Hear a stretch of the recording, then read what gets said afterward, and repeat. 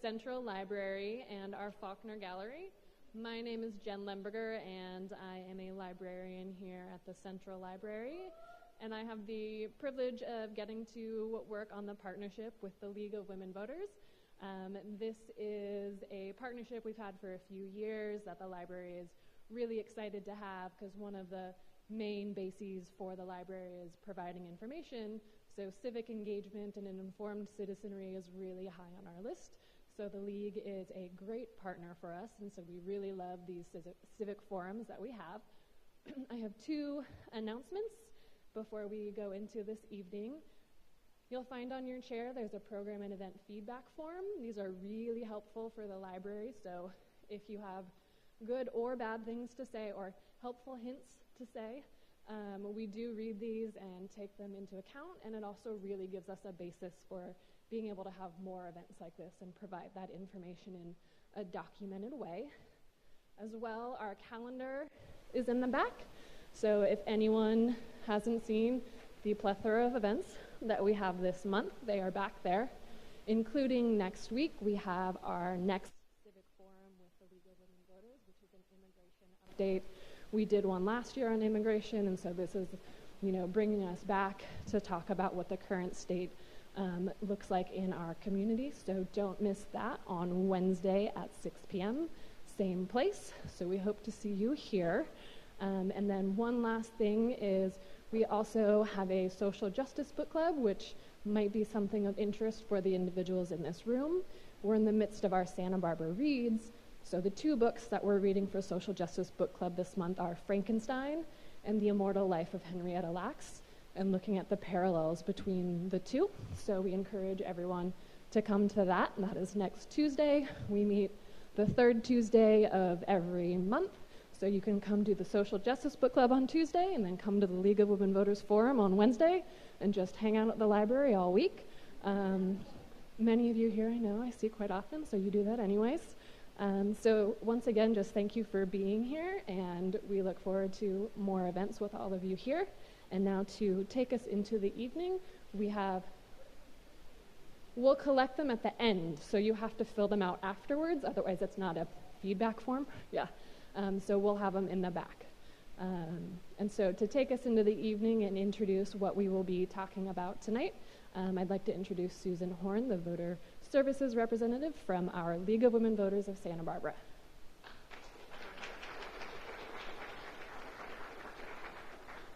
Thank you all for being here. How's that? Thank you all for being here. It's so great to see the level of interest in our community. So the League of Women Voters, of course, is all about promoting voting, and we are a nonpartisan organization, and that means we give neutral information. And then we have another side of us, which Vijaya is going to say something about. Can you? This is Vijaya Jamalamaraka. Good evening, everyone. My name is Vijaya Jamalamaraka. I'm Vice President of Program and Advocacy for our local league. I will just give a brief introduction to what we do. We have two sides, as Susan said. The forum tonight is nonpartisan, and we give attention to both pros and cons. It's simply educational. This is the voter service side of the League of Women Voters, and we promote voting, and especially informed voting. So the League never promotes or opposes candidates. The other side of the League is the advocacy side.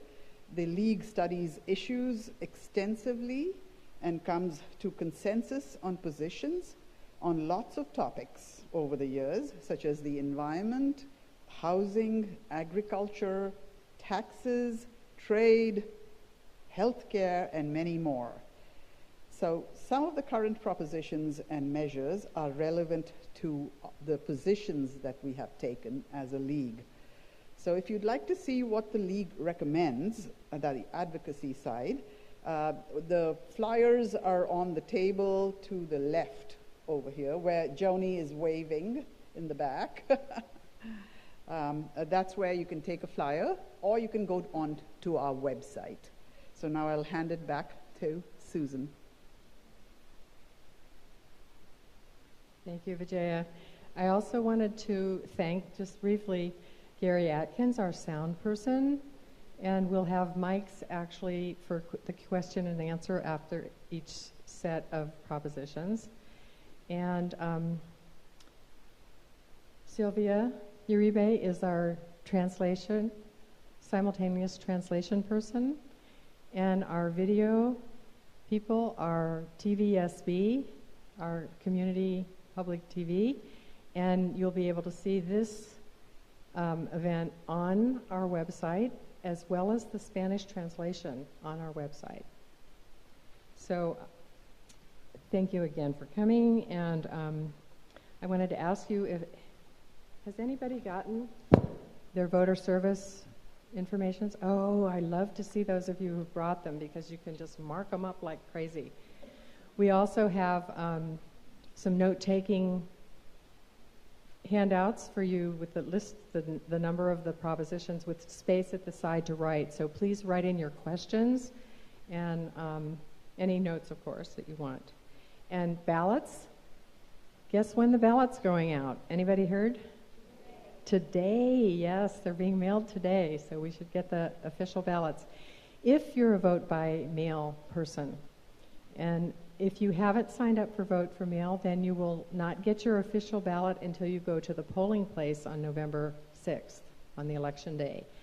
And but what's in the back of this county thing that will save us if we need to figure out how to vote? Here's the sample ballot. So mark it up, figure out how you want to vote, and if you go to the polls, take it with you. If you want to vote by mail and you haven't done it by election day, you can take your vote by mail ballot to any polling place and turn it in as well. Okay. Just wanted to mention that we have in the back these I will vote stickers, and I want to urge you to take one or more for yourself, because the idea behind that is to get out the vote, because we have in the primary, have any of you read this? In the primary in June, we had less than half of the registered voters voted. So we just have to get people to actually vote. And in order to do that, this is one of the things that we've come up with, is to have the I will vote, because the research shows that if someone has a friend and they know they vote, they're more likely to vote. So this is for your friends to see, and we want to make it like the norm, to actually vote. So you're welcome to take as many as you want from the back table. Okay, I'm going to introduce our speakers for the night, and we have like the pro and the novice. We have Shane Stark, who's a longtime attorney and working for the government, and we have Christine Bosch, who is a teacher and has studied madly up for talking about these issues, and like many of us study, but she's really done it in depth for us. So, and she's going to be the other side, the other half of the presentation. So Shane is member of the League of Women Voters, and he's the president of the education fund for them. And he is actually been 50 years an attorney for government agencies, including many years for the county of Santa Barbara. And Christine was a career as a speech pathologist in Veterans Administration, VA, hospitals, moved to Santa Barbara in '93, and maybe you saw her at Casa de Maria. She was the coordinator there, and retired about 10 years ago, and she's been very involved in social justice activities since then, or all her life probably. So this is who's going to take it over now. So welcome to Shane and Christine.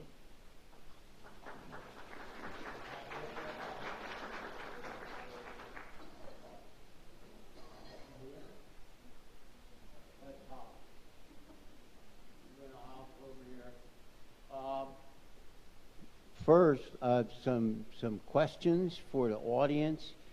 Would you please raise your hand if you have already tried to understand the ballot measures on the ballot? Raise those hands, get them up there. So most people here. So can I assume also that most people here basically understand what a ballot measure is and how you go about it? Is that anybody who doesn't? One person? One person? You got it? Everybody understand? Good. We're going to go right to it. One more preliminary question. Actually, not a question, a suggestion and a plea. If you brought soft fruit with you, please remember you're in an art gallery. If you're in an art gallery, if you have to throw it, aim it at the screen, not the art, and hopefully not the speakers as well. Let me just, before I turn it over to Chris, this is what you need to know. So you might want to take time and jot this down. It's waning every day, but I have great faith in the intelligence of the American voter. So I would suggest to you that all you really need to cast an informed, measured vote on these complicated, tricky ballot measures is the pros and cons from the State League of Women Voters, which have been carefully worked at, should be before you, one page for each state prop. These websites here with the Voter's Edge and the Easy Voter and the financial analysis from the Legislative Analyst's Office.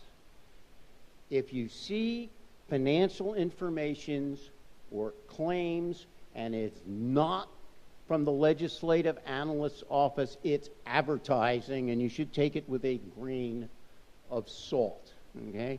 So what you really know, you can figure pretty much any question you've got by looking at these one-pagers, and you can go deeper in depth if you need to. Don't change it. I'm very flexible here. Everybody got them down? We can all go home now. You got the websites down. Okay, let's just go over how we're going to proceed. We're going to pretty much skip the background. We'll come back. We'll come back to it. Don't worry. I'll even write it out myself if I can remember.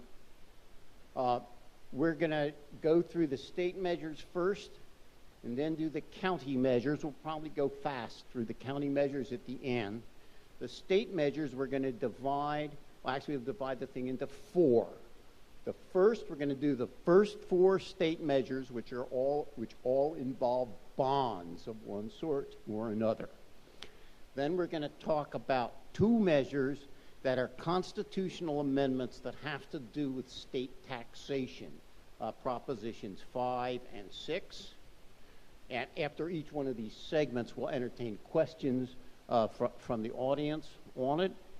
Then we'll do the rest of the state propositions, Propositions 7, 8, 10, 11, and 12. 9's off the ballot while the state Supreme Court has fun with it. And then we will do the local propositions. We'll probably talk a bit about the two county redistricting measures, and maybe if we have time about the city of Santa Barbara charter amendments that are on the ballot. We keep going? Okay, everybody knows that. You know you're supposed to be careful. You know that your ballot, your vote is the last line of defense of democracy. I hope everybody understands that. Please vote carefully, vote calmly, vote deliberately, take your time. There's a difference between ballot measures, which is just like making a law. You really need to be scientific and analytical about it, and I should say cynical. You should be skeptical to the point of abject cynicism. the great woman voter Lily Tomlin. The great woman voter Lily Tomlin is known for the expression, "I try to be cynical, but it's hard to keep up." I'm not sure exactly what that means, but it sure sounds good. In any event, please take pride in your vote. Vote with care, and again, remember to vote. Tell your friends, tell your relations, everything. Okay, taxes, bonds, initiative power, referendum. Incidentally, the initiative, the referendum, and the recall are referred to as the great rights of the voters, and they're in the state constitution. It's not a federal right. Okay, this is it. Let's go. You want to go to one? We're going to go to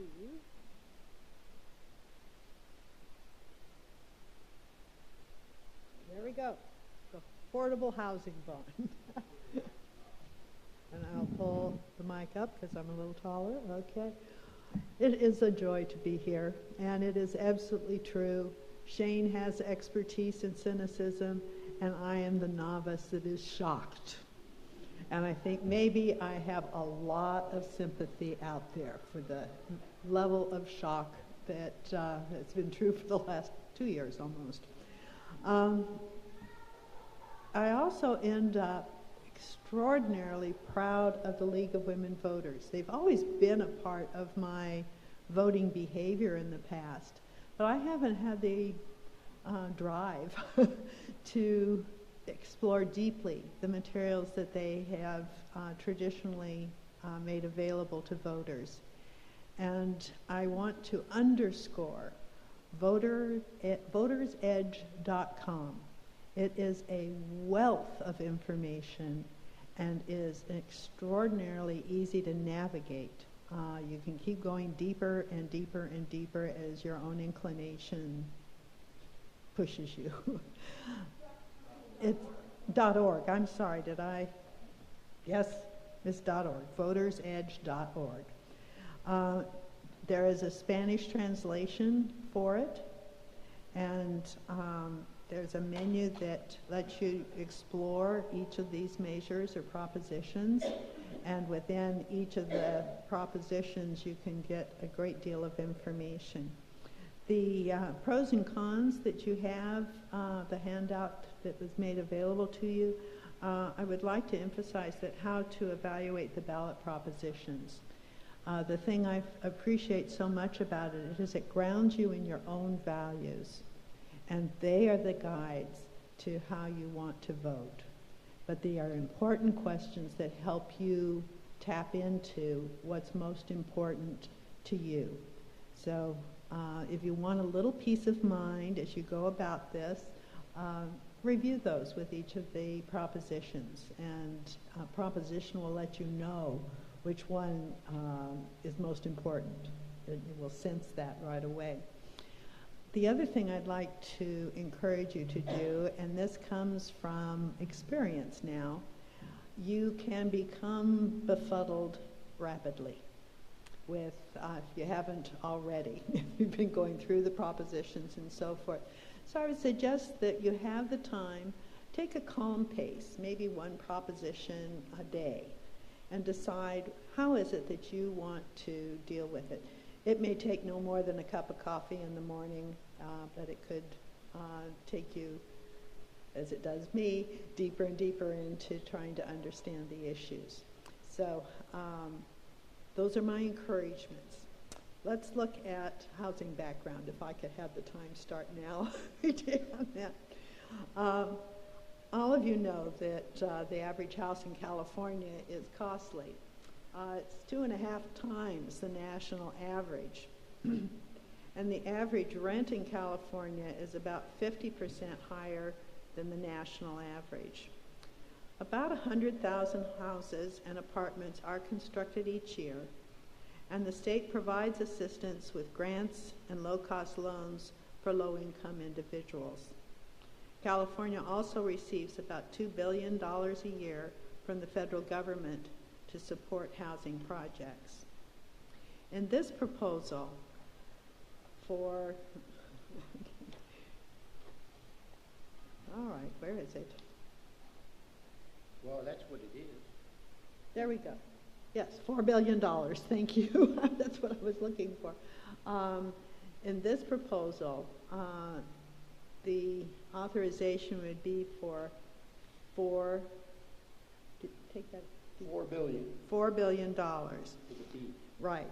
And you can see the breakdown there for building and renovation of affordable apartment housing, $1.8 billion, $450 million to support infrastructure, parks, water, sewage, transportation, another $450 million as a down payment assistance for low and modest income ownership, $300 million for the farm worker rental and owner-occupied housing, and then $1 billion in home loans to eligible veterans. The important thing to note with that line is that that will be repaid through the mortgages that are granted to qualifying veterans. So it does not become a tax obligation. Okay. Are we gone? We're up here. Okay, yes.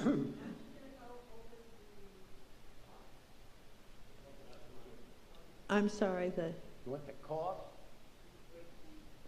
oh, the estimated cost, I'm sorry.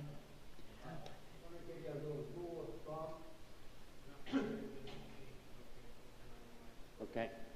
Let me give you a little rule of thumb on a bond. The total cost of a bond, which is payable 35, 40 years, is approximately double the face value of the bond. So if they're issuing $3 billion in general obligation bonds, the total cost of that is going to be about $6 billion. Wow.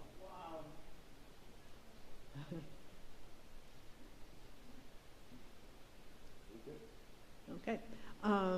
The other thing I wanted to point out is that this proposal would provide assistance to approximately 30,000 multiple family and 7,500 farm worker households. So the impact would be substantial. And then the loans, they'd expect to be able to grant about 3,000 loans.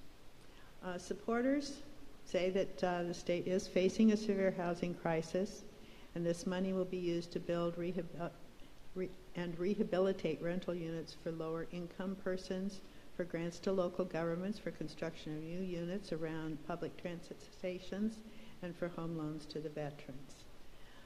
There is a sense in the, oops, I don't have Shane here. Yes. Okay. This bond will result in a one-time boost in housing construction, a blip in supply that will help a very limited number of persons. And for that minimal benefit, taxpayers will be saddled with billions more in debt.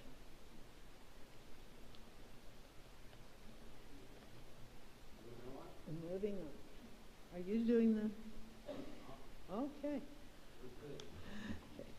This is another authorization, authorizes bonds to fund supportive housing for persons with mental illness.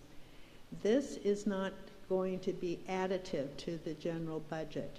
It is to authorize a reallocation of funds that were passed in 2004, Prop 63, the Mental Health Service Act.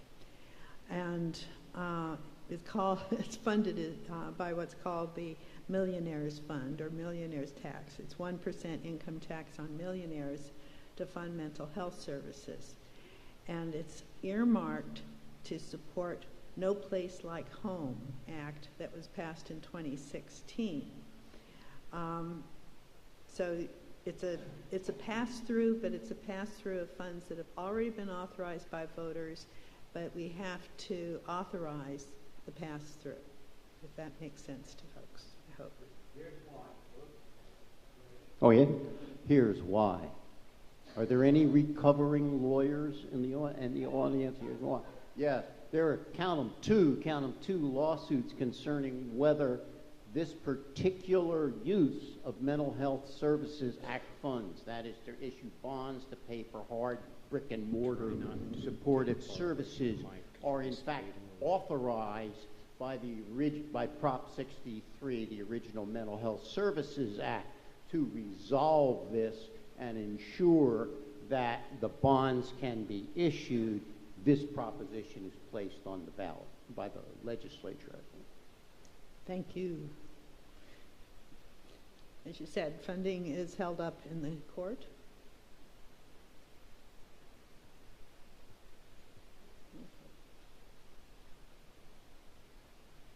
Did you? I'm trying to get coordinated with you. Oh, okay. Okay, so the proposal, you explained.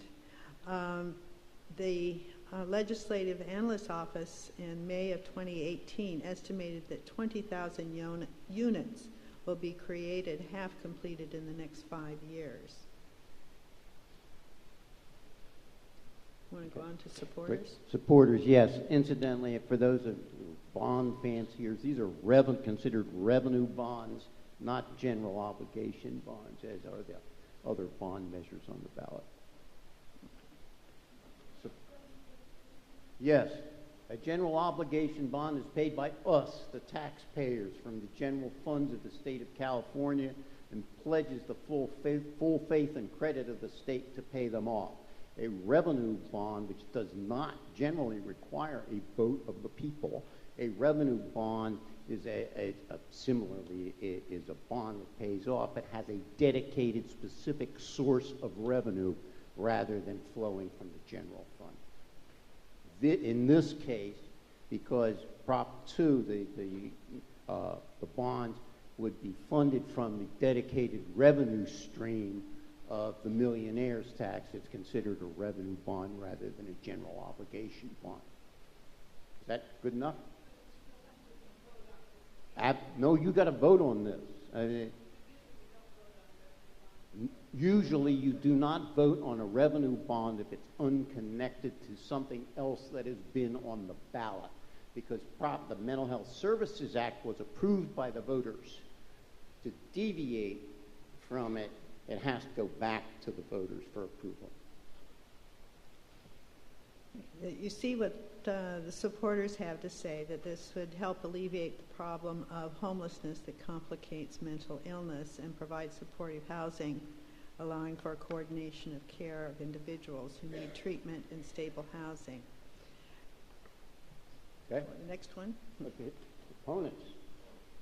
The opponents say that spending money on buildings instead of badly needed treatment.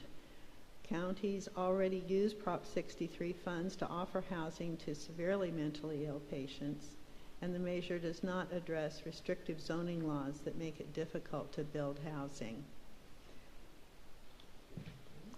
Okay.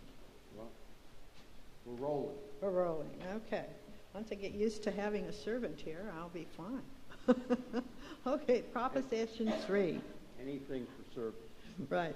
It's an $8.9 billion water infrastructure bond. On the next slide, I would like you to note that, where is, I'm missing that information. You want the uses of funds? State water. It's a water infrastructure bond, close to $9 billion. Okay, what I was looking for was that in June of 2018, we just passed a $4.1 billion infrastructure bond. That's in the opponent. It's under the situation. Under the situation? Okay. Where is it? Oh, there it is. Okay, and the state... Okay, there it is. Okay, and the state does have billions of dollars available monthly, mostly for water quality supply and infrastructure that was authorized by Prop 1 in 2014. So money is not an issue, per se. However, I want to go on to the proposal. Yeah.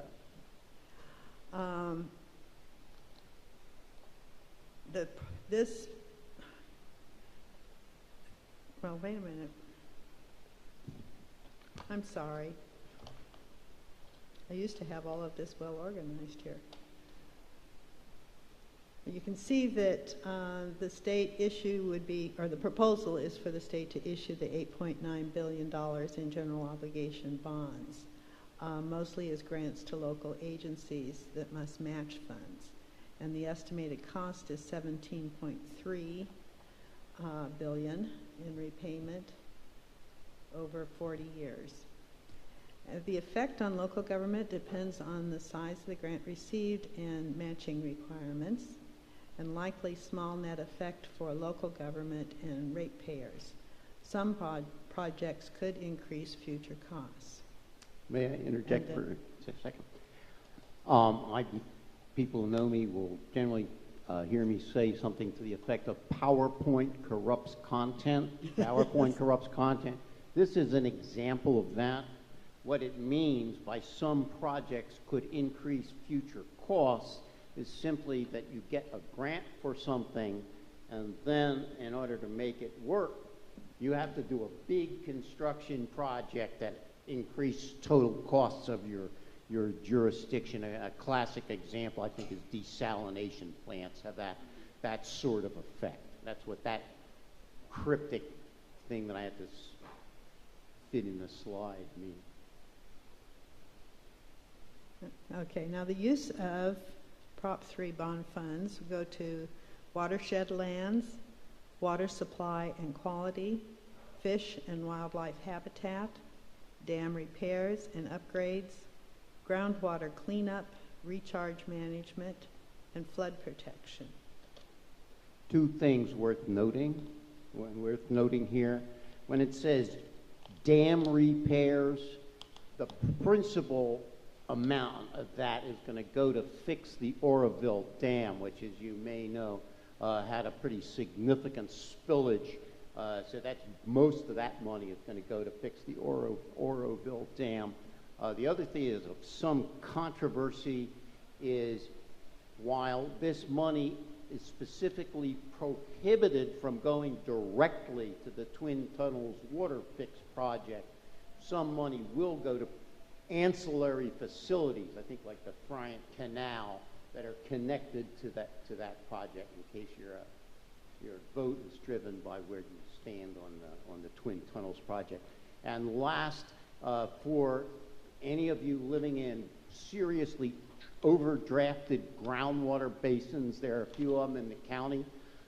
There is money in here that will allow such jurisdictions to do the studies that are necessary to get decent sanitary systems in there for the groundwater. Okay, Shane, thank you.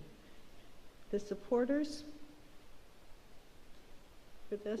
Supporters. Yes. It's hard to get good help around. Well, they say we'll fund projects to increase water supply from various sources. Will ensure disadvantaged communities can have access to safe drinking water. Watershed restoration will improve water quality and protect agriculture. And bonds provide the long-term recession-proof dedicated streams of cash the state needs to upgrade and update its aging infrastructure. It's supported primarily by wildlife organizations, fruit growers, the rice industry, and the dairy business. I took an opportunity to look up what were disadvantaged communities in the state of California, and that's defined as a median annual income below $51,000.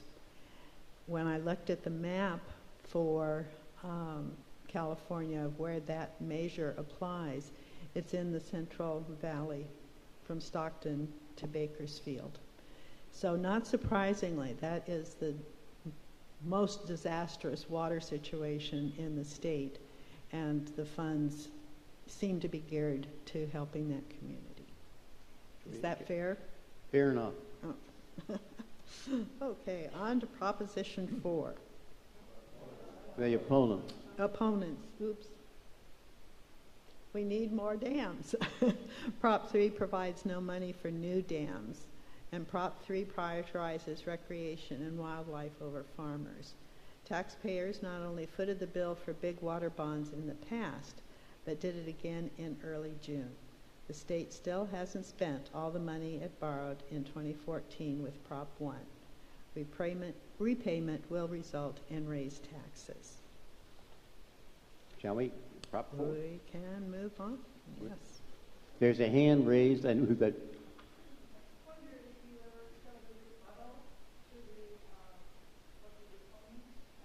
No, never. We never show rebuttals. Yes. Oh, yes. I don't mean to be flip.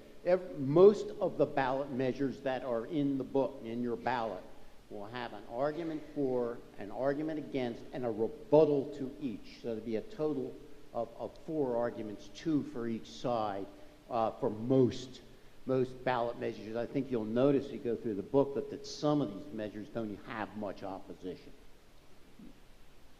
I would like to give you a place that you could check. The Legislative Analyst's Office, which is lao.ca.gov. If you search, quote, water facts and spending, end quotes, you will come to a report that has a subsection about the history and management of water in California. It's fascinating reading. I encourage you to look it up. And lots of graphics. It makes it a lot more fun. It's lao.ca.gov. That's the Legislative Analyst's Office for the state. Looking up water facts and spending. Yeah, I think you'll find a really cool California water map on that website. Yeah, it is. It's a very interesting maps. Should we go on to the Children's Hospital? On to the Children's Hospital. Children's hospitals provide Prop 4.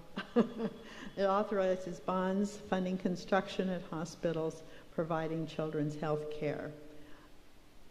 Now, the situation. Children's hospitals provide specialized physical and mental health care to infants and children. Most patients receive Medi-Cal. Voters approved $750 million bond in 2004 and $980 million bond in 2008. This funding is expected to be used up this year by 2018. The proposal for the proposition was that the state raise $1.5 billion through general obligation bonds for renovations, expansions, and upgrades at Children's Hospital. 72% of the funds received for private nonprofit hospitals, with 18% going to the University of California acute care centers, and the remaining 10% going to nonprofits caring for children eligible for government programs. The money is managed through a grant funding through Cal Health Facilities Financing Authority. This is customary. This is how it's been done since 2004. Is that right? Do I have that year right? Yes, 2004. And it's a replenishment, if you will, or a continuation of this funding into the new cycle. Okay. Did we want to go over estimated costs? Or? Well, you can see it. The state repays $2.9 billion of the original $1.5 billion, and $1.4 billion interest in repaid over 35 years. So the actual repayment is about $80 million over 35 years. Okay. Ready for the argument? Now we're ready for the supporters. The supporters say that Prop 4 will help 2 million sick children yearly and lead to better health outcomes. Previous bonds have been used to add more beds and purchase new technology. Nonprofit children's hospitals depend on Medi-Cal, the state's public insurance program for low-income residents, and often can't afford to invest in changing technology. These bond funds would allow the state health providers to catch up, and they are the primary supporters of this bond. Okay. Opponents, the bond would need to be repaid, potentially by higher taxes. And we should first look at improving the entire healthcare system, including reducing costs. Okay. Now I think would be an appropriate time to take questions related to the 4 bond measures, Props 1, 2, 3, and 4. Is anybody going to hold a microphone up? Yes. While they're doing that, probably should note one thing about bonds. There is a rule of thumb in the bond industry that a state should not spend more than 5% of its total general funds on debt. California is now at about 4%, and if all the bond measures on the ballot pass, it'll tick it up, I think, to 4.5%. So we won't be above the limit, but this is a pretty hefty increase. I think it's about an 11% increase in the total amount of general obligation bonds. Yeah. I have a question about the California general election document. And I'm wondering, is this really a legal document in this state? Because as a senior, I feel disenfranchised. I can't understand it. And I spent a lot of time on it. I'm an educated person, but it is not written. It's written by attorneys for attorneys. And I'm sort of very frustrated in the process of voting. I hear you. I hear you. The answer to your question is yes. It's an official document. I think it comes out of the Secretary of State's office and is probably written mostly by attorneys. The measures themselves, the actual text of the measures, is not only legal, it's mostly statutes, but it's extremely dense. So again, I recommend these pros and cons as sort of a way into at least understanding the basics of the measure. The details are pretty difficult to get to. So you got my empathy, sir. What about a proposition to copy documents like this and have them written in plain English? Curiously enough, California already has a plain English requirement which is routinely ignored. There is a plain English requirement. There's a readability scale that the laws are supposed to comply with, but I don't think it's actually binding to the extent that it prohibits gobbledygook. Good question.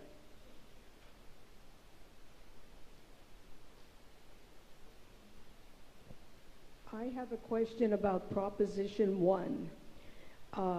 It says here that California also receives about $2 billion each year from the federal government to support housing projects. My question is, has that money been spent? Does the state of California spend $2 billion a year to support housing projects? That is a very good question. Do you know the answer? I do not. I do not. I suspect that they spend a large part of it, but I think that the inflow of money is greater than the outflow. So I'd be surprised if they had spent it all. Then the question of whether they diverted any of it is a separate question. And I think to really get a bead on it, you'd have to do some digging to find out how efficient these housing agencies are with your money.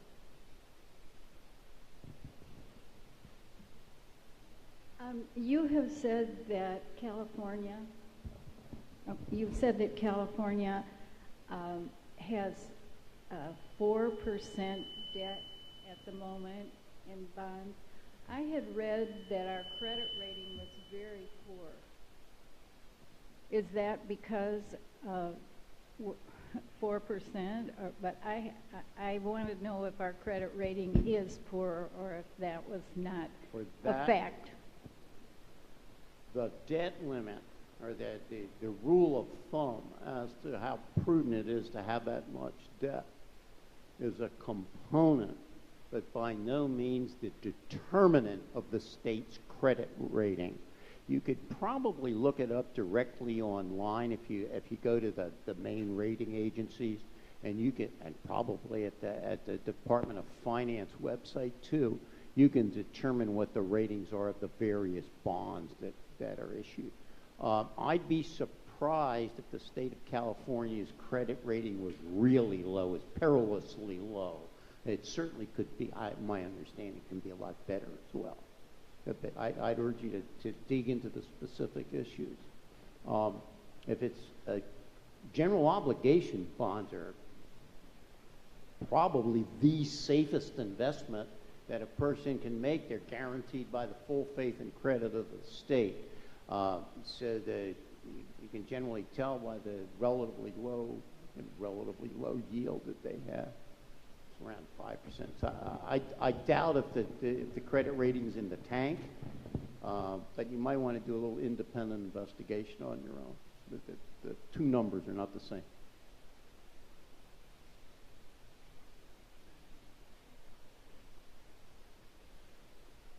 We done with the bonds? Everybody asleep? Okay, time to wake up. Okay. The next category, we're going to talk about two constitutional amendments, one affecting your Proposition 13 rights, and the other having to do with the gas tax. So a little bit of controversy. How many people are benefiting from Prop 13 as it is now? Okay, so this is going to have a level of high concern to you. The first point to be made, as far as I was concerned, because I'm in the same situation, that a vote of no on this proposition remains, the Prop 13 benefits remain unchanged. The purpose of this bond is to expand the benefits more broadly, and that's what we'll go into. So it's the key word is portable there. Portable Prop 13 benefits. It changes requirements for certain property owners to transfer their property tax base to replacement property. And it does involve a constitutional amendment, and that's one of the cautions that the League puts out as a red flag, because once something is changed in the Constitution, it's very hard to unchange it. Easy to add, hard to take off. Okay. So the present situation is that Prop 13 limits the rate and increases of real property tax by local governments, schools, and districts. Property is reassessed on purchase, new construction, or change of ownership. Owners who are age 55 or older or have a severe disability may transfer asset value to a prior home to a replacement home of equal or lesser market value purchased within 2 years of selling the prior home and be located in the same county as the other property, or to another county that permits inter-county transfers. This can only be done once. Keep that in mind. That is the basic portability provision in Proposition 13 now. Mm-hmm. And that would not change. Even if this fails, that's not going to change. So let's get to the proposal. Okay, so the proposal is to expand the ability to transfer asset value to a new home. The market value of a replacement home could be greater or lesser than the prior home, depending upon whether you purchased a replacement home at a lower assessment or a higher assessment. The transfer value is figured based on a formula, and it limits the number of exemptions. The limits were removed. Right. Ignorant drafting error here. Okay. So the transfer value of a replacement home is based on a formula, increasing if a new home is worth more, decreasing if it's worth less, but still less than market value. And it limits the number of exemptions and counties removed. I'm going to need a lawyer's insight into that. I thought I understood it. What that is meant to say, is the present limits on the number of times you can use that exemption. You can only use it once under current law. Under Proposition 5, that limitation would be removed. You can use it as many times as you can. You still have to do it within 2 years of selling your house. That has not changed, but that is essentially what that means. Yeah. And then it's also adding a tax benefit to damaged or contaminated non-residential property. Right now it's for residential property only, and it will expand it to cover non-residential property. Okay. Okay, so now. That's how it works. Yes, ma'am?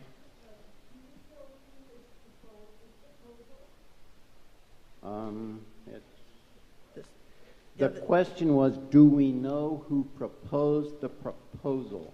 I am reasonably sure it's an initiative. And if I'm not wrong, my colleague is looking this up, I'm pretty sure that the real estate interests, the California Association of Realtors, are behind this. They may not have been the specific sponsor. They're certainly supporting it. The reason is they figure it'll result in more sales of homes. That's the driving force behind this, is to stimulate sales of homes. As you see when we get to the arguments, you can look at this in a couple different ways. I do know that the information is available on the Voters Edge. If you go into the proposition, it lists the sponsors that are on this proposition, as well as the people who are supporting the initiative. The interests of the supporters and opponents in this particular one are pretty clear-cut, I think. Mm-hmm. The governments are against it, and the real estate industry supports it.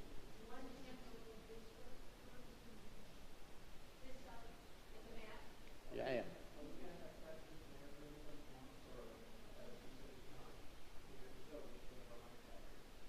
Okay, let's wait till we get through this and the next one, and then we can ask a bunch of questions. How's that? Okay, so going to the fiscal impact, the net effect of reducing local revenue by about $100 million a year at first, growing to $1 billion over time. Increased sales would generate transfer taxes in tens of millions of dollars, but county administrative costs would rise by about the same amount. Fiscal impact on schools, the annual reduction in revenue by about $100 million a year, growing to $1 billion. Most losses offset by equivalent increases in state funding, increasing state spending by same amounts. That's because under the state constitution, the state is required to backfill the schools for any losses they might suffer. They are not exactly required to do the same thing with respect to cities, counties, and special districts. And here again, I would point to the Voter's Edge. If you go into Proposition 5 and go down to the bottom to ask for more information, and then hit the additional resources link, it will connect you to the California Budget and Policy Center report. And it's a 27-page report on the fiscal impact. So that gives you an inclination of how complex it's going to get with this particular proposition. Should we move on to the next topic? Okay, that's that. Okay. Do we want to do the supporters? I think, in the interest of time, we should move on to these. Okay, we can come back to this later at the end. Okay. Let's do 6. 6 is somewhat straightforward. This is the gas tax repeal needing voter approval. Eliminates SB 1, road repair and transportation funding, requires certain fuel taxes and vehicle fees be approved by the electorate. And again, another constitutional amendment could be involved in this. So SB 1, the 2017 legislature passed that, increasing the state transportation funding from $6.6 billion to $12.1 billion. Funds, repairs, maintenance, transit projects, and infrastructure. SB 1 raised gas taxes, diesel fuel taxes, and a new car fee. Proposition 69, approved in June 2018, dedicates this money to transportation purposes.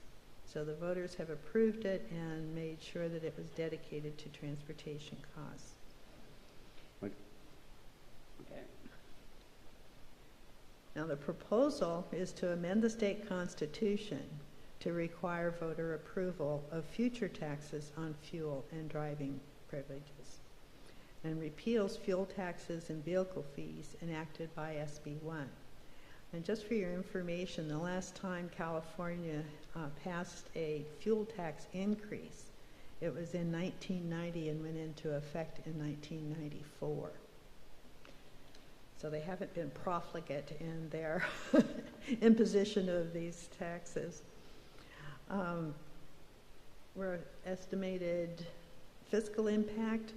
SB 1 funds reduced 2018 to 2019 to $2 billion. So we cut it in half and eliminate it by that time.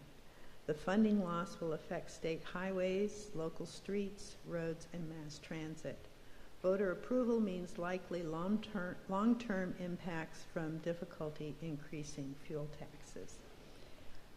I would like to cite, this is in the pros and cons, that in March 2018, the U.S. News and World Report rated California 49th in road quality, 11th in bridge quality, and 46th in commute times among the 50 states. So the transportation needs are great. Okay, so then use of funds. Sure. The previous slide just tells you what the taxes are. People hate the car tax. You know why they hate the car tax? Because you can't tell it's a tax. And you pay it when you register your car, and there's a little squiggly line at the bottom says VLF. It's a big number depending on how fancy a car you have. And people say, what the hell is this? A VLF? And it's a tax. It's a general tax. That's the use of funds. Okay. So road maintenance and rehabilitation, gas tax 50%, diesel excise tax, VLF fee that you're talking about, and the ZEF fee. There they are. $200 million for counties with approved taxes, $100 million active transportation program, $400 million for state highways and bridge program, and then allocations of $2 to $25 million in specific programs.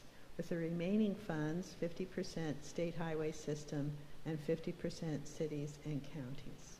But basically the money is split between local road purposes and state highway projects. Right. There's some for mass transit in there too. I don't think it's a great deal. Okay, the supporters say that gas taxes are, do we have supporters? Yes. Whoa. There we go. Gas taxes are too high.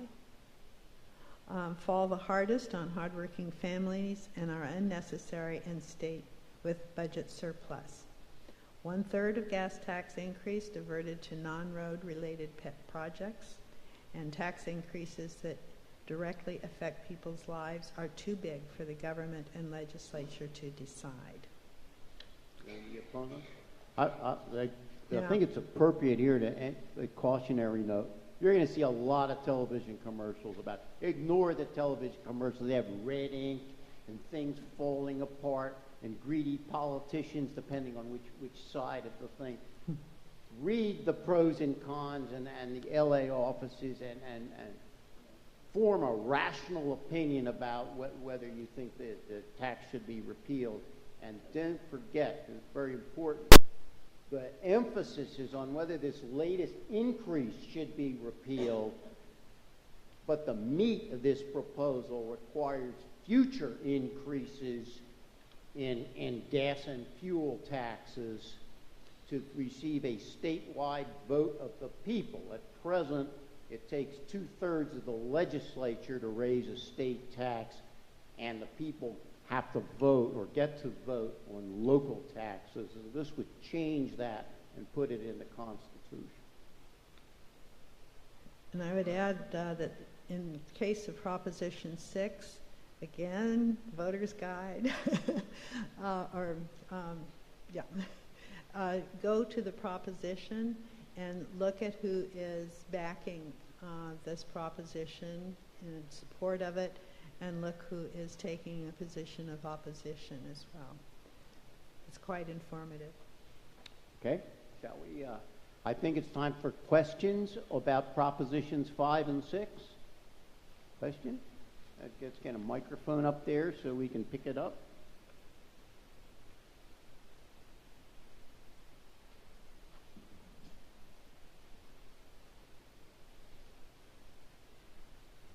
Thanks.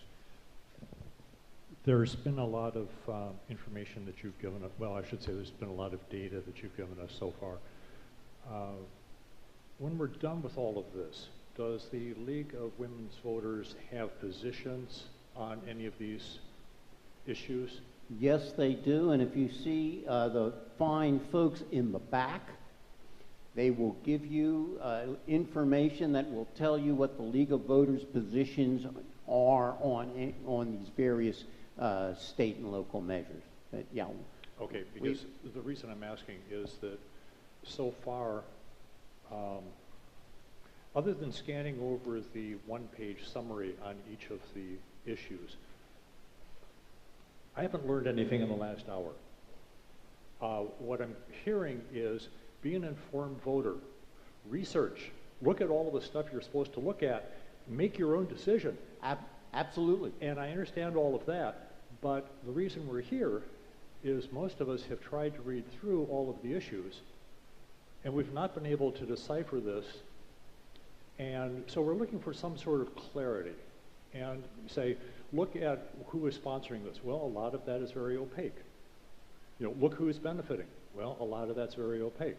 And so I think, at least for myself, the reason I came tonight is to cut to the chase through a lot of this stuff and really find, which issues are bad, which are good, where they're coming from, so that I know whether I want to support farmers or if I want to support oil producers or whatever. But I'll go to the back and get the information. I hate to disappoint you, sir. There is a limit to how we operate. We try to tell people basically what the measures do, and generally, in broad terms, what the arguments are for and against. I'd love to sugarcoat this for you and tell you this is easy, but it's not. I mean, if you really want to know what's going on and who's giving you facts and who's slinging the bull, you really have to do some work, and I don't think there's any way around it. Well, I would add with this last proposition, again, if you go to the voters, I don't know why I keep blocking on the name, votersedge.org, look up the proposition, and again, you can go down for more information, and you can get the California Budget and Policy Center information. It's called Should Californians Eliminate Recently Enacted Funding? And it will give you a much more complete picture. It's a 6-page document, readable, as opposed to the 27-page one on rent control. So some of these propositions are more opaque than others. Unfortunately, with Proposition 6, it's been politic. There's been some significant policy issues involved in this proposition, but there's way more heat than light that's been shed on it in the campaign. Proposition 3, the park bond, is devilishly complex. I mean, that it's a massive legislation. If you really want to get into it, you got to do a significant amount of digging. And do check the funding behind the opponents and supporters. That'll shed some light, too, on Proposition 6. Okay, I'm going to spring forward. Hi. Hello, hello, hello. Oh, I'm Can you hear sorry. me? Was there another question? Oh, shoot, I'm sorry. We have a couple questions. Hello. On Prompt 5, something was mentioned about a change that had to do with damaged property, and then we just slipped right by that, and I wondered what that was. I can answer that, Sean. My understanding is that currently a person can receive the benefit of keeping their existing value if their residence has been, I think, destroyed in a disaster. Or contaminated. Or contaminated, but it has to be basically rendered uninhabitable. Right.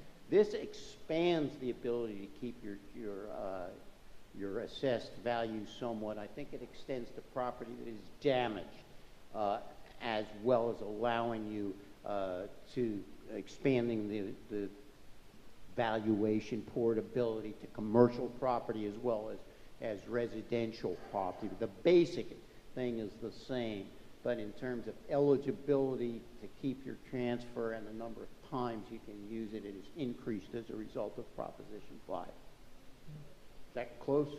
If you have damage, it doesn't, you're covered one way and the other way. Is that what I'm understanding? It doesn't make any difference? I believe, and I have to dive into it, I believe that under Prop 5 expands the ability to keep your value even if your property isn't rendered completely uninhabitable or contaminated. Right, because the whole west side is in the ancient riverbed, and it's, liquefaction is a phenomena that just happened in Indonesia.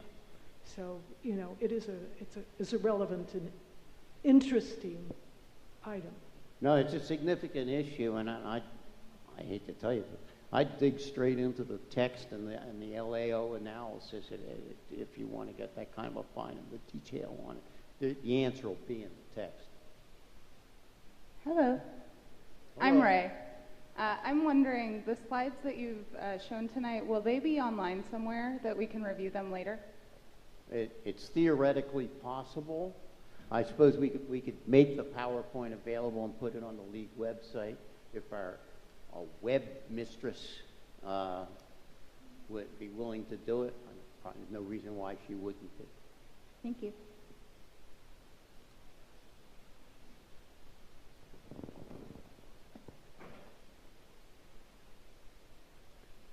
Are we going? Are we good? So, We're on to back to my pun. You got a pun? Well, I want to spring forward so we can fall back. Ooh, good one. Good one. I'm going to make this very, very short. Essentially, this proposition is suggesting that California go on permanent daylight savings time. The state, the state has always had the possibility of declaring year-round standard time, and you have the right to appeal and organize and try to persuade the state to do that. If you want year-round daylight savings time, that has to first go to the state, be voted on by our legislature, by 2/3. Then it has to go to Congress, and it has to pass Congress, and then it has to be signed by the president. So you decide for yourselves how important year-round daylight savings time is, and the loops and hoops that you have to go through, or how much you want standard time to be passed by just the state of California, or how much you want things to just stay the same. This actually, it's on the ballot because the voters approved the current situation in 1949, so to change it, you have to go back to the voters. It actually adds a 2/3 requirement, amends the government code. It adds the 2/3 vote requirement, plus asking the legislature to implore Congress and the president to let us do it. Should we rock on? Yes. Prop 8. This is a difficult one. Oh, I was just going to skip over that. Do you want to know what supporters have to say about? Okay, for year-round daylight savings time, studies indicate that clock switching increases traffic accidents, heart attacks, workplace accidents, and other hazards as people struggle to adapt to the disruption of their sleep schedules. All-year daylight savings time saves energy. Changing clocks twice a year increases electricity use by 4%, increases fuel use, and costs $434 million. I'm assuming per annum. Opponents say the U.S. tried year-round daylight savings time in 1974 during the energy crisis. People hated getting up in the dark in the morning. No conclusive study shows year-round daylight savings time saves energy or money. I would point out that there are some of us who hate getting up in the morning irrespective of whether it's light or dark. But simply it's a general principle. Should we go into the Prop 8? Okay, this is a heavy one. Prop 8 is dialysis clinic profit limit.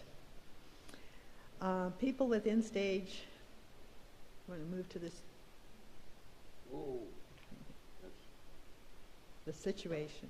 People People with end-stage kidney disease need dialysis to survive, and the lives of patients on dialysis can be extended for years. I've added that. There are 588 licensed dialysis clinics operating in California, serving about 800,000 Californians.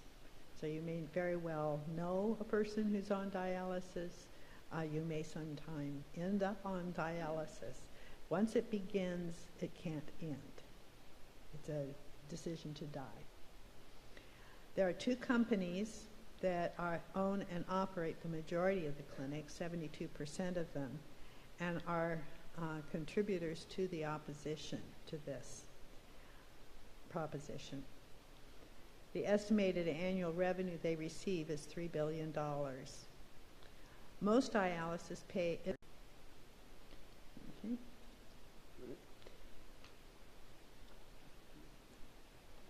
Now the proposal is that would require outpatient dialysis clinics to rebate to private insurers any revenues more than 50% higher than qualifying business costs, direct care, and quality improvement.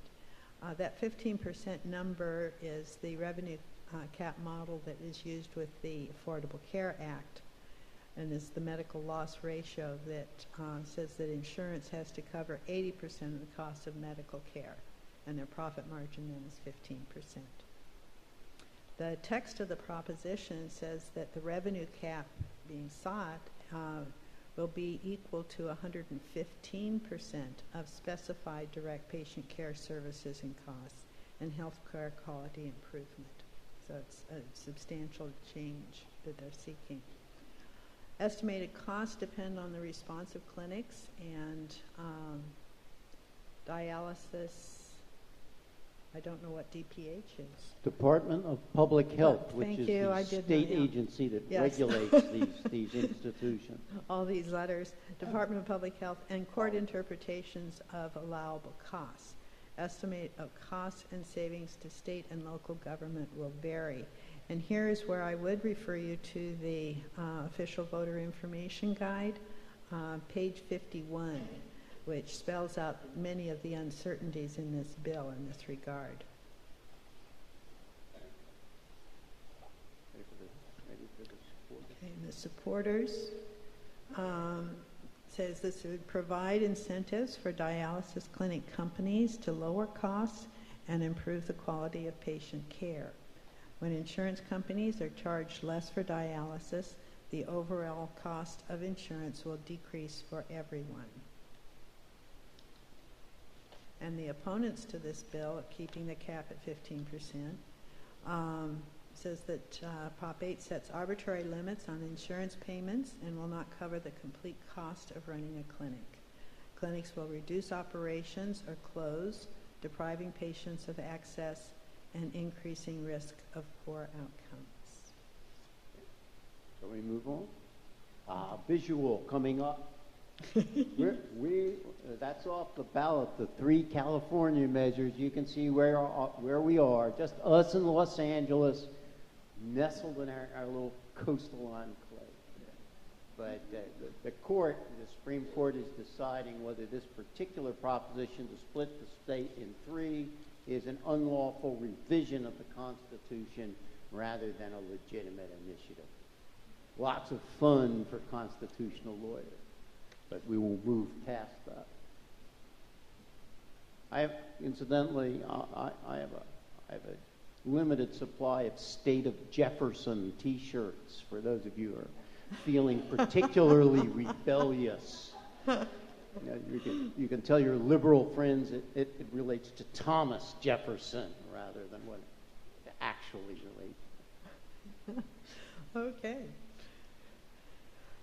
All right. Now a real issue, or a real easy issue, right? Prop 10 expands local government authority to enact rent control on residential property. Okay, Basics. Cities and counties may limit rents to correct disruption of residential rental markets, maintain safe and habitable housing stock, and promote maintenance in shortages. Ordinance must afford property owners due process of law, notice and hearing, and a fair return on property, avoid taking. Ordinance commonly includes such causes for eviction, relocation, mediation of disputes, and costs may be covered by fees, which is the subject of Prop 26, but it don't have details on that.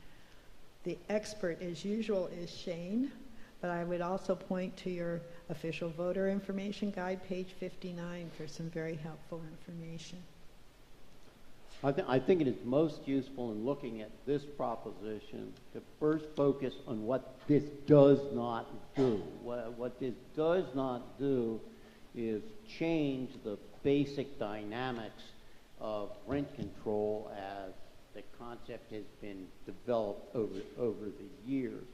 What it does do is specifically repeal one of the statutes that the legislature passed to limit local rent control. So this basically expands local options to adopt rent control in one fashion or another, depending on their particular situations in the community.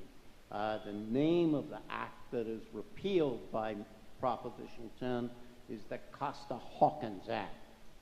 Passed in 1995, I believe. It has 2 main features which Prop 10 would eliminate. One is a prohibition on rent control on single-family homes built after basically 1995. So no new buildings, no single-family homes, no condos. Under Costa-Hawkins, you cannot impose rent control. A city or a county can't impose rent control on it.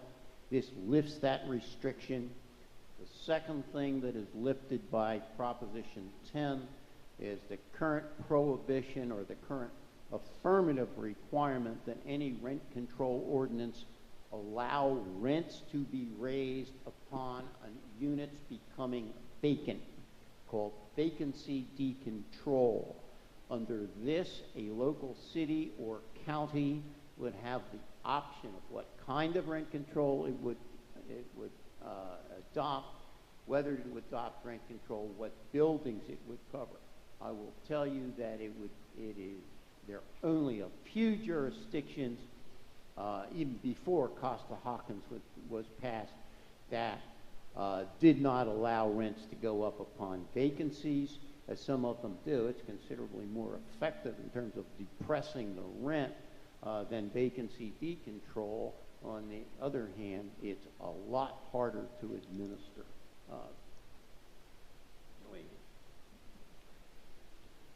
The other thing is important for this county, doesn't affect mobile homes.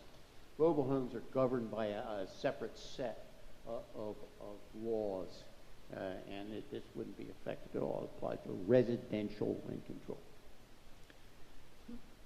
Okay, so this proposal then repeals the Costa-Hawkins statewide limits and allows cities and counties to adopt new limits on market rents or expand existing rent controls, any building type or age. It does not impose rent control on any jurisdiction. It does not change existing laws that create rent control laws and retains landlords' rights to a fair return on investment. The fiscal effects are difficult to predict.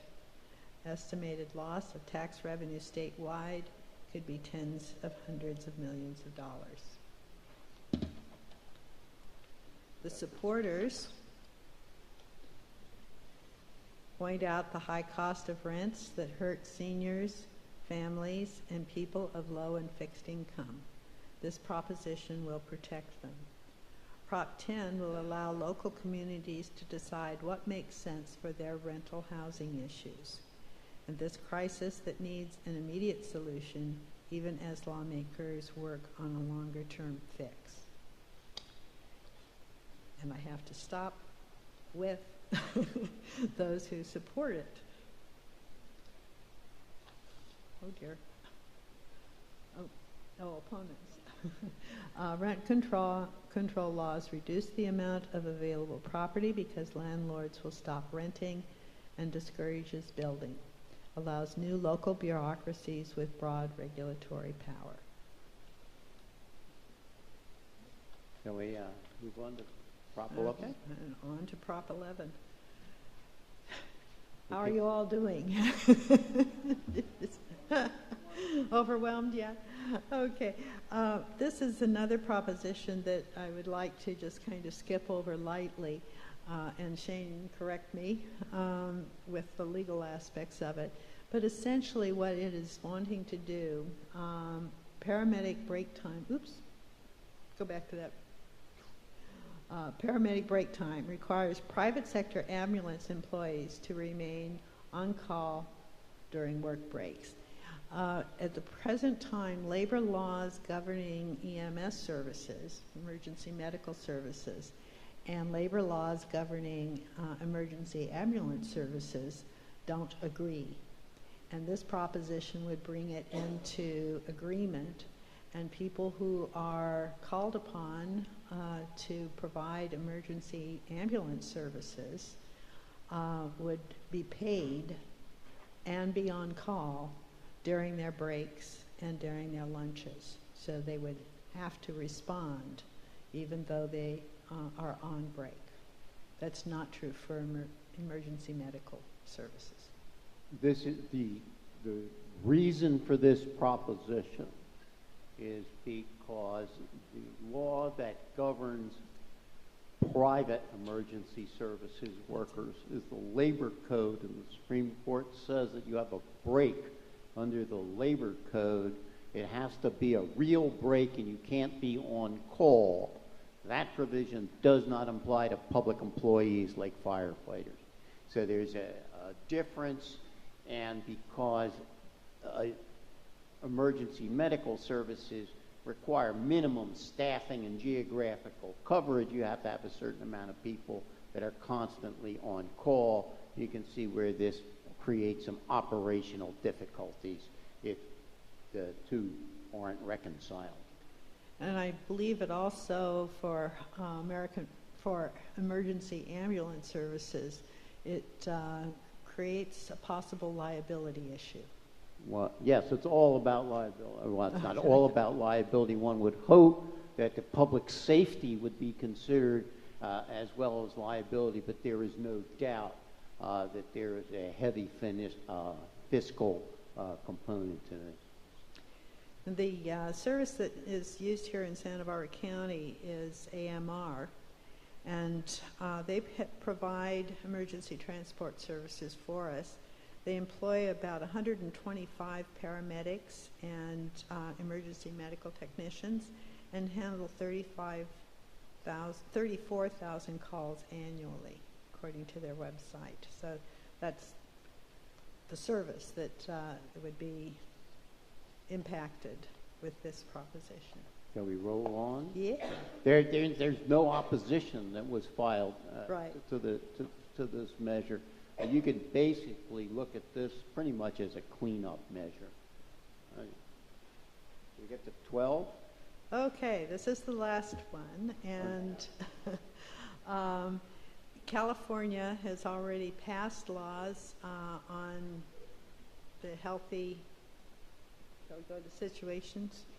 That's the legislature up there. Oh,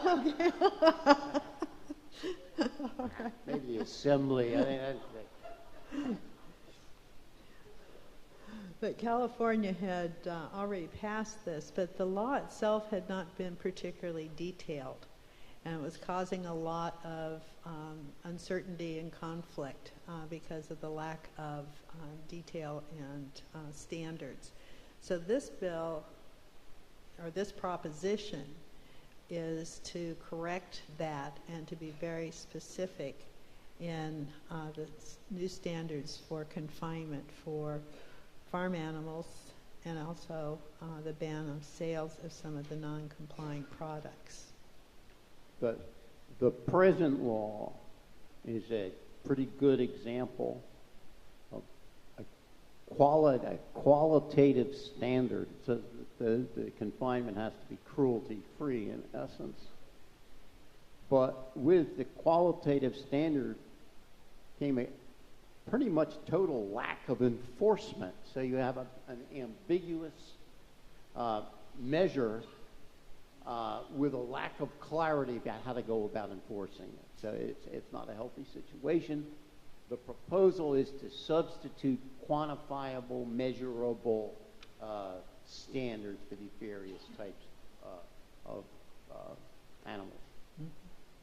And the basic debate that's going on is that on the opponent side is that this proposition isn't restrictive enough, and there are others who want to go even further than what the people who are saying this isn't restrictive enough. They want to go even further and say, and we need more. So there's a tension between the opponents to this. There is also an ongoing legal dispute about the extent to which the state of California can impose its will on folks from out of state that are selling products or buying products across state lines, and there isn't enough time in the world to discuss the Commerce Clause. So we'll go on. Shall we? Okay, local issues. Okay. Oh, let's get questions. Any questions on 7, 8, 10, 11, and 12? Yes. Guys, get a microphone over there so you can. There you go.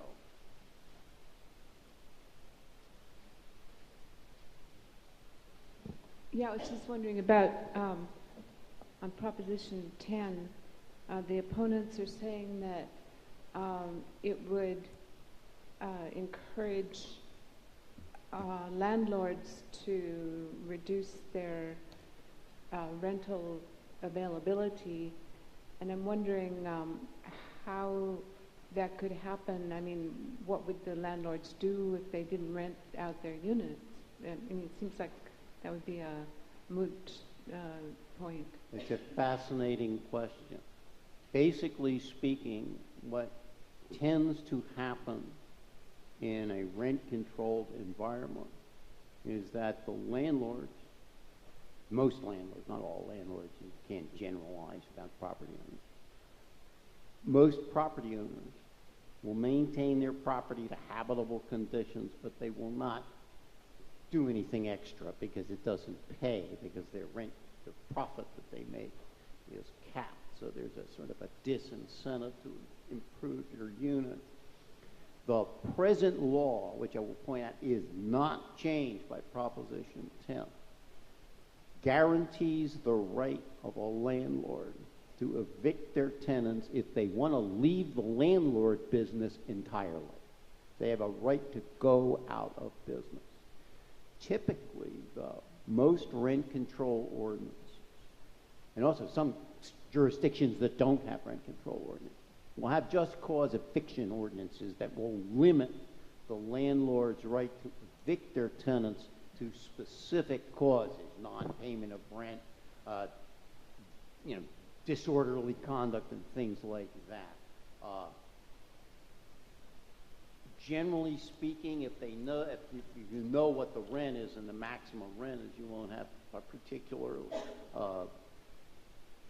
incentive to vacate your unit, assuming you have a good tenant. But there's definitely a property owner adverse reaction to rent control.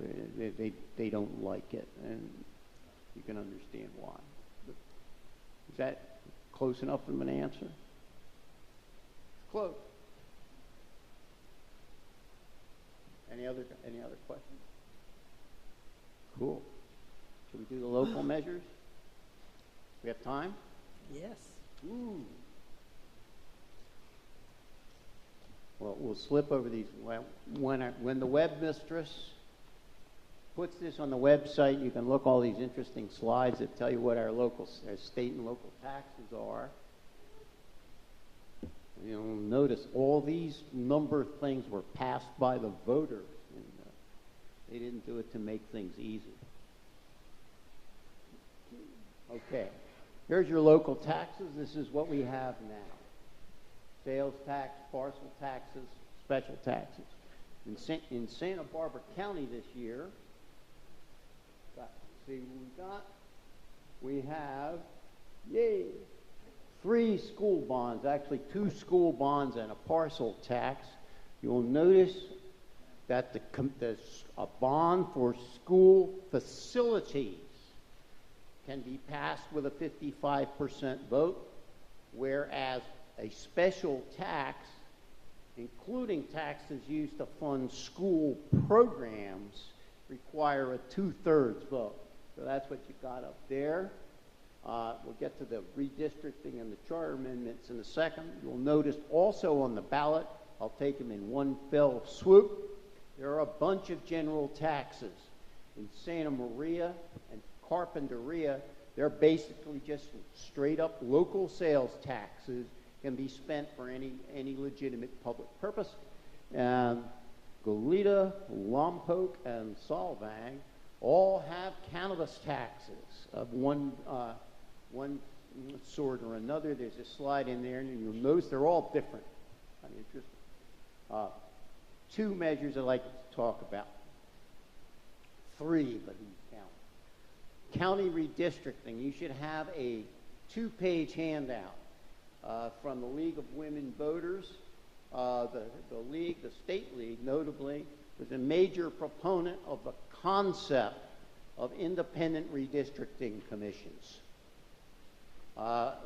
We, the League of Women Voters, was a sponsor of the legislation that enables county independent redistricting commissions, and we generally support the particular concept. This is what you have to do every 10 years. You've probably heard the expression, one person, one vote. That's the basic standard for democracy. Every person's vote is as good as the next.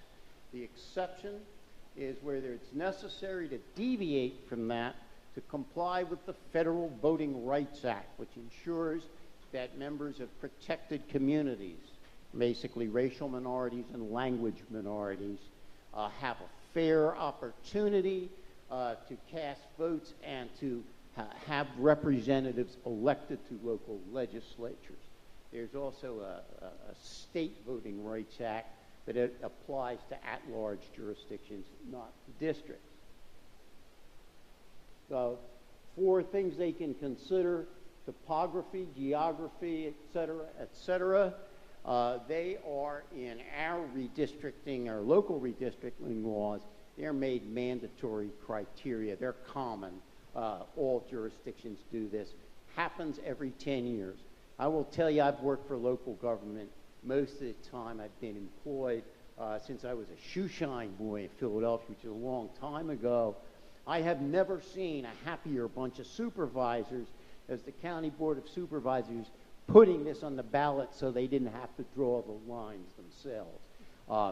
The result is there are two, count them, two measures that are on the county-wide ballot, so everybody who lives in the county gets to vote on it, that have to do with redistricting commission. That's why we did that's a Mesa rat, in case you didn't recognize. District 2. Basically speaking, they have to be transparent. You have to have a number of hearings. You can't, this is the tricky part. The state law says that not all the independent commissioners can be members of the same political party. Then there are bans on incumbents in running for offices, etc. We have, yes, two, count them, two measures, Measure G and Measure H. Measure H is a citizen initiative.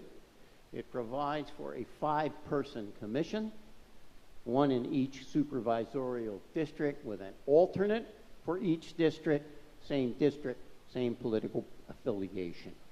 The rule there is a majority of members cannot be all of the same political party.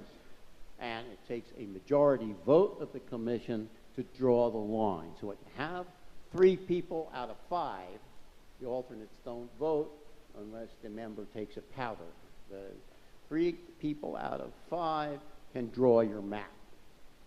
Measure G was put on the ballot by the County Board of Supervisors, who I believe felt that the initiative wasn't expansive enough and the membership was too restrictive. Measure G, critically enough, provide for an 11-person commission, the first 5 of which are essentially picked by this county elections official, put in silos, one for each district, drawn by lot by the district attorney. And those 5 people, they pick the remaining 6 commissioners. So there's 11 people. First 5 pick the last 6, and it's the same basic deal. They're supposed to represent the diversity of the county and different political affiliations and stuff like that. That is the major difference between the 2 initiatives. There are a lot of little differences. There's a difference in how many hearings there are, the different specific disqualifications that are approved. But the big thing, how many people does it take to vote? 7 out of 11 versus 3 out of 5. That's the major thing. Let's roll on. 2 interesting city charter amendments. City charter, Santa Barbara City Charter. Cities, as you may or may not know, have a plenary right to choose how they choose their own representatives. Measure B switches us to even-yeared elections. And it does that by extending the term by 1 year, basically, of the present members of the council. Okay, you can see that 1, 2, and 3, next November, they'll get 5-year terms. 4, 5, and 6, on the 21st, 2021, they get 5-year terms, as does the mayor, and after that, everybody will have a 4-year term that starts in an even-numbered year. That's what that does. There is a strange statute. Many statutes are strange, but this is a particularly strange one, that says that you have to have even-year elections if you have significantly less voter participation in odd-number year elections than I think it's the average. We trigger that our odd-year election triggers that by a good number. There's a pretty good argument that this statute doesn't apply to charter cities, but the courts can figure that courts can figure out. That's what that does. Measure C is a little bit tricky. What it intends to do is place the court settlement that provided for district elections in the city of Santa Barbara, basically ratify it in the city charter, and provide for how vacancies are filled when they occur in a district council seat. And basically, they have to have an election as soon as possible. The council can appoint an interim person to the seat until the election can be called, but they can't call themselves an incumbent. That's what that does. What's important to know, if you vote yes on this, you not only acknowledge the district elections, but you provide how the vacancies are filled by special election. If you vote no, the council will continue to fill vacancies as under the existing city charter, but the settlement agreement is not going to change. There's still going to be district elections that possibly look good to bear in mind. And I think, Goleta. Anybody live in Goleta here? Not me. You get to vote for how much your mayor and council get paid. My understanding is they had something called, I can barely get the words out of my mouth, Citizens Engagement Commission. There's a citizen engagement, doesn't say who they're engaged to. In any event, they came up with this formula, which increases fairly significantly, but not extravagantly, the salary of the mayor and city council. 75% of the median income for council, 90% for mayor, and they recommended that. Straightforward. They're not going to do anything about that shopping center across from the Costco. They could have a blindingly ugly tax or something. Last, just run through the school bonds and the partial taxes. You'll get a school bond sooner or later in your life if you own property. Read the plan. That's my advice to people voting on school bonds. Look at what they say they're going to do with the money and see if it makes sense to you. Last, general taxes, cannabis taxes. Interesting. Lompoc doesn't test medical sales. Solvang does. I don't know what Goleta does. Okay? Everybody, we good? Make sure you register and correctly. Make sure you vote. Tell your parents to vote. Tell your grandkids to vote. Don't forget to do it. Yeah.